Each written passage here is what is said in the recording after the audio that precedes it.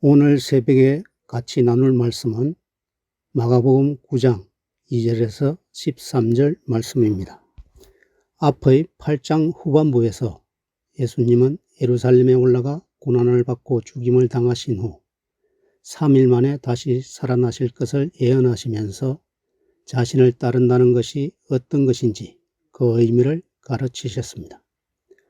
그로부터 엿새 후에 예수님은 3명의 제자들을 데리고 높은 산으로 올라가시는데 거기서 세 제자들은 그리스도의 영광을 목격하는데 그 영광의 모습은 먼저 예수님의 못이 광채가 나고 휘어진 것을 봅니다. 제자들이 보는 앞에서 예수님은 눈부실 정도로 희게 변하셨습니다. 세상에서 빨래할 수 있는 그 어떤 것보다 훨씬 더 휘어지셨다는 겁니다. 그러니까 이것은 흰색이라고 하기보다는 아주 찬란하게 빛나는 것을 말하고 있습니다. 여기서 예수님은 9장 1절에서 하나님의 나라의 권능을 볼 자들도 있다고 하시고서는 왜 자신의 변화되는 모습을 보여주셨는가요? 이것은 제자들에게 장차 자신이 다스릴 하나님의 나라의 영광이 얼마나 찬란한 것인가를 보여주시기 위함이었습니다. 이 영광의 의미 두 번째는 4절에 놀랍게도 엘리야와 모세가 나타나 예수님과 대화를 나누는 것입니다. 이들이 누구입니까?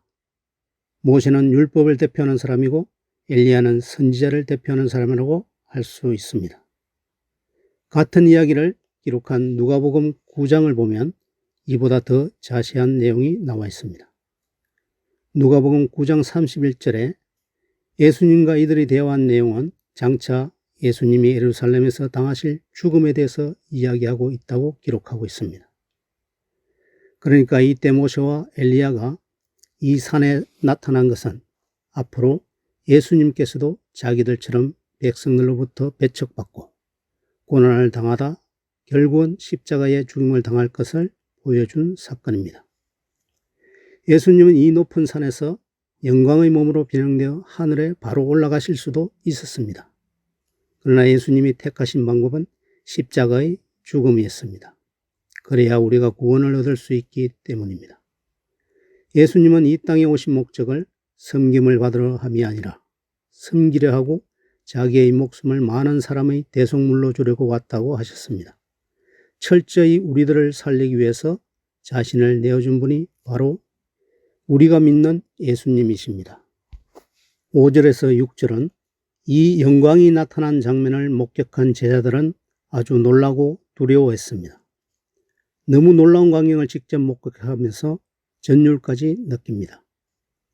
베드로가 우리가 여기 있는 것이 좋사오니 우리가 초막셋을 짓되 하나는 주를 위하여 하나는 모세를 위하여 하나는 엘리야를 위하여 하사이다 하니 이는 그들이 몹시 무서워함으로 그가 무슨 말을 할지 알지 못함이더라 하고 기록하고 있는데 누가복음에서는 그가 졸다가 깨서 놀라며 말하는 것처럼 기록하고 있는데 이것이 단순히 졸다가 일어나서 뭔지도 모를 말을 횡설수설하면서 아무렇게나 말한 것이 아닙니다. 베드로는 여기서 분명히 예수님의 영광을 보았고 체험했습니다. 그것을 통해서 거룩한 두려움을 느낌과 동시에 이곳을 떠나고 싶지 않은 것은 세상에서 경험하지 못했던 엄청난 기쁨과 만족을 느끼고 자기도 모르게 여기가 너무나 좋사오니 여기 그냥 있고 싶습니다 하고 초막셋을 짓자고 제안한 것입니다. 베드로의 말을 통해서 알 수 있는 것은 하나님의 나라는 우리가 생각지도 못할 만큼 너무나 황홀하고 아름다워서 그 어떤 것도 다 잊어버릴 정도라는 것을 짐작할 수 있습니다. 그러나 바로 지금 이 순간에 임한 하나님의 영광, 베드로가 맛본 그곳은 영원히 머물 곳이 아닙니다. 그곳은 그들이 내려가야 하는 곳이었고 그들은 산을 내려가서 이 땅에 복음을 전해야 할 제자들이었으며 지금 우리 성도들이 살아야 할 곳도 저 산 위, 하늘 위가 아니라 교회 속이 아니라 이 땅, 세상 속입니다. 마태복음 5장에서 너희는 세상의 소금과 빛이라고 하셨습니다. 세상에서 소금과 빛의 역할을 하는 것이지 믿는 우리끼리 소금과 빛이 되는 게 아니라는 것입니다. 점점 더 악하게 잘못되어가는 이 세상을 보시며 안타깝게 여기시는 하나님의 마음으로 우리가 세상의 소금과 빛으로 역할을 다하려겠다는 마음으로 내 주위부터 변화시키려 노력하는 성도가 되어야 하겠습니다. 7절, 8절 말씀에 베드로가 초막셋을 지어 여기서 살자는 말을 할 때 구름이 나타나 그들을 덮습니다. 구름은 하나님의 임재의 상징인데 구약에 여러 번 등장하는데 시내산에서 구름 가운데 영광으로 임하셨고 오늘 읽은 말씀에도 구름으로 임하셨습니다. 마가복음 1장 11절에 이어서 두 번째로 여기서 하나님의 음성이 들립니다.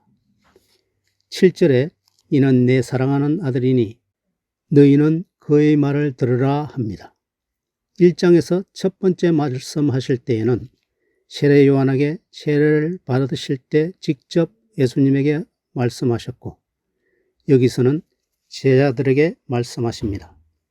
첫 번째는 예수님에게 사랑의 확신을 주신 것이었다면 여기에서는 예루살렘의 고난의 길을 가실 예수님을 구주로 믿고 따르라는 명령으로 제자들에게 하시는 것입니다.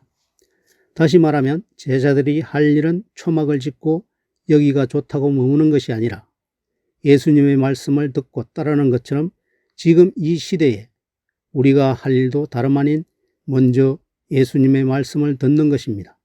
먼저 말씀을 듣고 나서 그대로 살아내는 것입니다. 듣는다는 것은 그냥 단순히 말을 듣는 것이 아니라 그대로 행하는 것까지 포함을 합니다. 가장 우선은 하나님의 말씀인 성경을 우리가 읽고 묵상해야 합니다.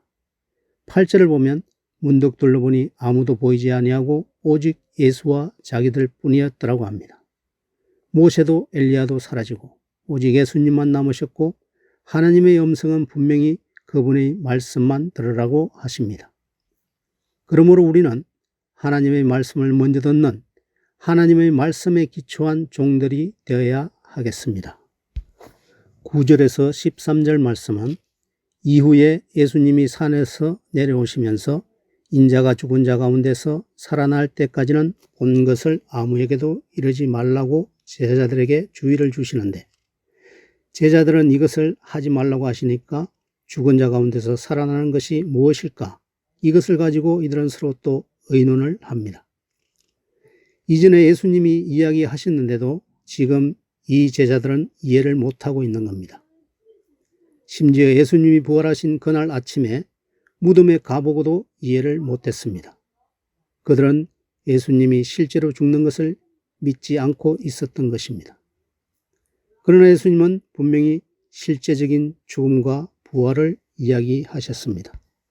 11절을 보면 제자들이 질문을 합니다.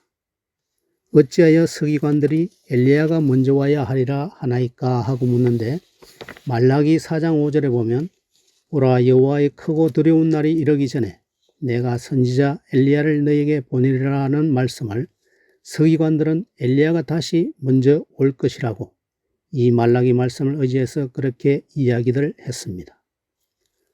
그래서 제자들은 자기들이 높은 산에서 엘리야를 봤는데 그 말라기 말씀에 이루어지는 때가 바로 지금이냐고 묻고 있는 것입니다. 그러나 예수님은 그게 아니라고 하시며 엘리야는 이미 왔다고 하십니다. 그 엘리야는 하늘로 올라간 엘리야가 아니고 그 엘리야의 심정으로 백성을 예수님께로 돌이키는 세례 요한이라고 말씀하십니다. 유대인들은 세례 요한을 제대로 받아들이지 않았고 나중에 헤롯은 자기를 책망하게 했다고 요한을 잡아서 결국 죽였습니다. 엘리야가 왔지만 사람들은 함부로 대우했다는 것입니다. 높은 산에서 예수님의 영광을 보고 후에 성령을 받은 제자들이 나중에 엘리야와 같은 역할을 했습니다. 엘리야 시대에 많은 사람들이 바알을 따라갔기에 엘리야는 자기 혼자만 남은 줄 알았지만 하나님께서 700명을 남겨놓으셨습니다. 지금 이 시대 우리도 마찬가지입니다. 많은 사람들이 바알을 따라가고 돈을 따라가니 심지어 교회들도 잘못되어 가니 큰일 났다 하고 우리가 두려워할 필요는 없습니다. 엘리야는 세상을 따라가지 않았고 세례 요한은 광야에서 자신의 사명을 다했으며 끝까지 사람들이 예수님께로 돌아오도록 했던 것처럼 예수님께로 마음을 돌이키도록 하는 일, 바로 이것이 우리가 해야 될 일입니다. 내 마음대로 생각하고 말하고 행동하는 것이 아니라 여기가 좋사오니 계속 있자고 할 것이 아니라 하나님께서 뭐라고 하시는가, 그 하나님의 말씀을 듣고 그대로 살아내어야 합니다. 우리는 하나님이 원하시는 것을 해야겠습니다. 우리가 원하는 게 아니고 하나님께서 원하시는 대로 살아가는 성도가 되시기를 바랍니다. 기도하겠습니다. 아버지 하나님, 오늘도 말씀을 읽고 깨닫게 하시니 감사합니다. 말씀을 믿는다고, 알고 있다고 고백만 하지 말고 그 믿고 고백한 대로 살아내는 성도 되기를 원합니다. 오늘 말씀에서 제자는 변화산에서 머물러 있는 것이 아니고 변화시키는 그 일에 앞장서는 것임을 배웠으니 배운 대로 행하는 믿음을 주옵소서. 우리가 하나님의 뜻을 발견하기 위해 하나님이 주신 말씀을 읽고 또 읽고 묵상하고 하나님의 말씀에 깨달음이 있도록 성령님의 도우심을 의지하는 자들 되게 하옵소서. 예수님의 이름으로 기도드립니다. 아멘.